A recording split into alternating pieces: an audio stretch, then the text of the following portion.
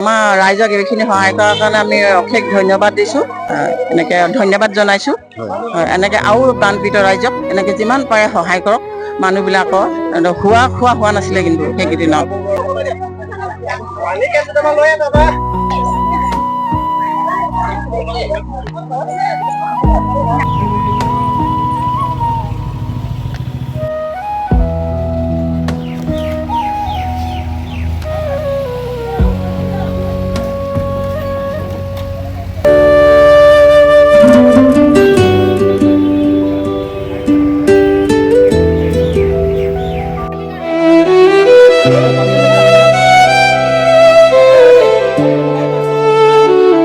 আজি উজনি অসমে কান্দিছে,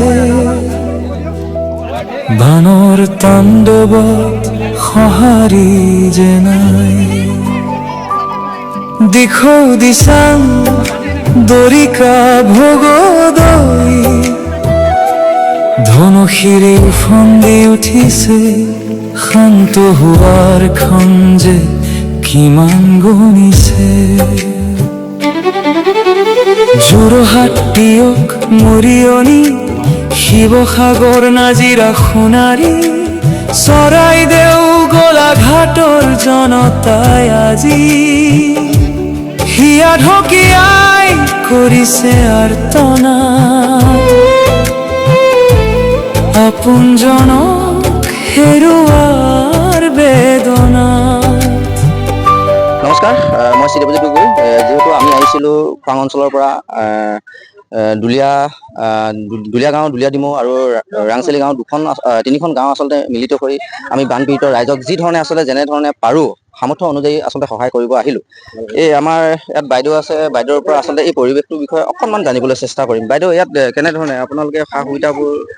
আমাৰ ইয়াত বৰ্তমানলৈকে আমি পাই আছোঁ চৰকাৰী সুবিধা। আমাৰ এদিন চাউল, দাইল আৰু তেল দিলে, আৰু এনেকৈ NGO বিলাকে আমাক দি আছে যথেষ্ট।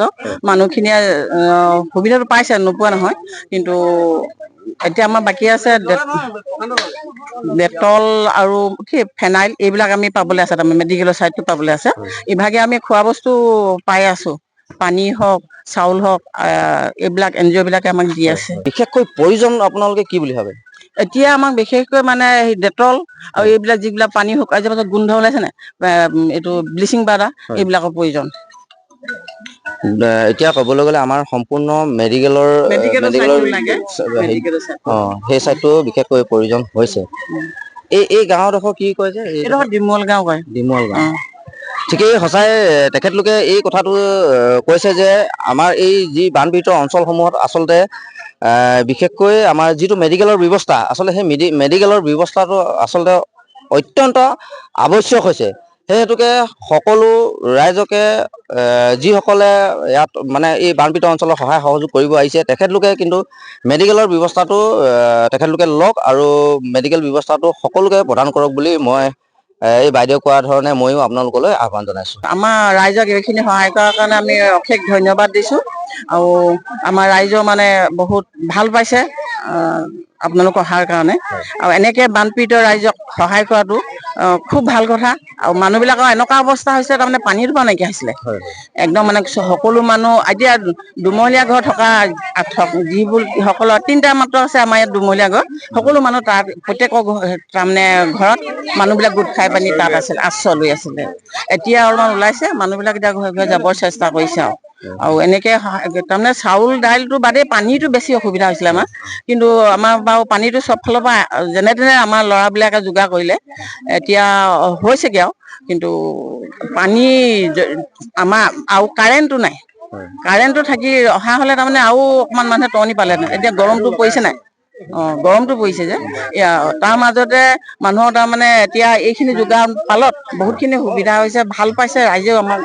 আপোনালোকক এনেকে ধন্যবাদ জনাইছোঁ। এনেকে আৰু বানপীড়িত ৰাইজক এনেকে যিমান পাৰে সহায় কৰক। মানুহবিলাকৰ খোৱা হোৱা নাছিলে কিন্তু সেইকেইদিনত। আৰু গা ধোৱা পানী আদি কৰি বহুত অসুবিধা হৈছে। টিউবৱেল বুৰি গ'ল, মটৰ বিলাক চবে খুলি দিবলগীয়া হ'ল। সেইটো মানে বহুত সমস্যাৰ সন্মুখীন হৈছিলে। এতিয়া অন্তত অকমান তাৰমানে মানুহখিনি ভৰিকেইটা দি খোজ কাঢ়িব পৰা হৈছে। সেইটো। 'ঠিকেই বাইদেউ, ধন্যবাদ। লগ পাই ভাল লাগিল আপোনালোক।